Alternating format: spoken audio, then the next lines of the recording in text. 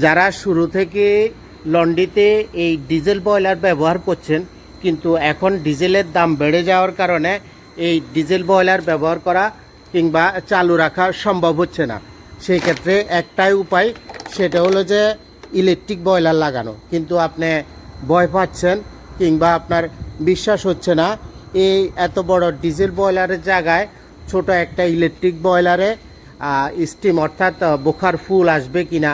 অনেকেই বলে যে আধা ঘন্টা ইলেকট্রিক বয়লারে কাজ করার পরে বোখারটা ডাউন হয়ে যায়, আধা ঘন্টা বসতে হয়, এরপরে আবার বোখার ফুল আসে, আরও অনেক কথা। কিংবা ইলেকট্রিক বয়লার খারাপ হয় অনেক বেশি। এই সব কিছুর উত্তর পাবেন এই ভিডিওতে। আসসালামু আলাইকুম বন্ধুরা, দেশ ও দেশের বাইরে যেখান থেকে ভিডিওটি দেখছেন, ইলেকট্রিক অ্যান্ড টেকনোলজি এই ফেসবুক পেজের নতুন আরেকটি ভিডিওতে আপনাকে স্বাগতম। আপনি যদি পেজে নতুন হয়ে থাকেন, দয়া করে পেজটি ফলো দিয়ে ভিডিওতে লাইক এবং কমেন্ট করে দিবেন। তো এটাই হলো এই লন্ড্রির ডিজেল বয়লারটা, যেটা আজকে প্রায় 4-5 মাস থেকে এই ডিজেল বয়লারটা বন্ধ। এটা ঠান্ডা। এটা এক সময় এই ডিজেল বয়লারটা চলতো, এখানে আশেপাশে গরম থাকতো এবং বিকট আওয়াজে এই বয়লারটা চলতো। এই বয়লারটা চললে বোঝা যেত যে লন্ড্রিটা চালু, কিন্তু আজকে 5 মাস থেকে এই বয়লারটা বন্ধ এবং এটা সম্পূর্ণ বেকার এবং স্ক্র্যাপ। তো এই ভাই কীভাবে এই ডিজেল বয়লারের জায়গায় ইলেকট্রিক বয়লার ব্যবহার করছে, বোখার ঠিকমতো আসতেছে কিনা এবং কাজ হচ্ছে কিনা, সেটাই জানবো আজকে এই ভিডিওতে। তো চলুন দেখি দোকানে যে ডিজেল বয়লার তো এখন বন্ধ, তো মেশিনটা চলছে কিনা সেটাই দেখব। এটা হলো সেই লন্ড্রিটা দেখতেছেন। এখন আমি লন্ড্রির ভিতরে যাব।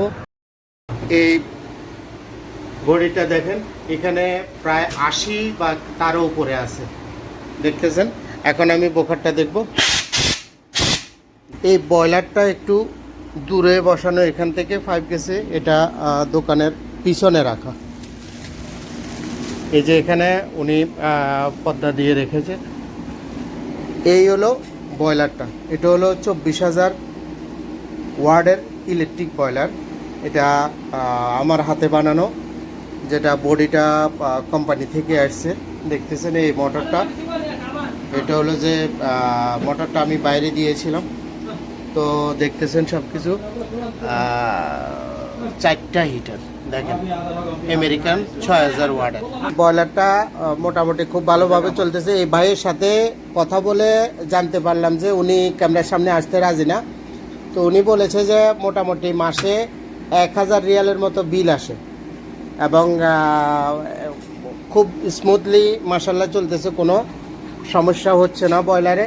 বয়লারটা মোটামুটি 3 মিটার দূরে হবে এখান থেকে সামনে মেশিনটা, আর এই যে বয়লারটা এইখানে কাপড় আছে, তাহলে দেখতেছেন।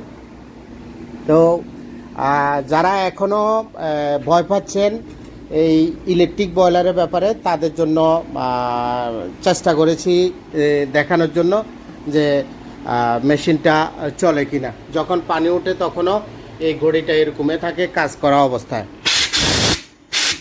তো এই হলো কথা। যাদের ইলেকট্রিক বয়লার লাগবে তারা আমার সাথে যোগাযোগ করতে পারেন।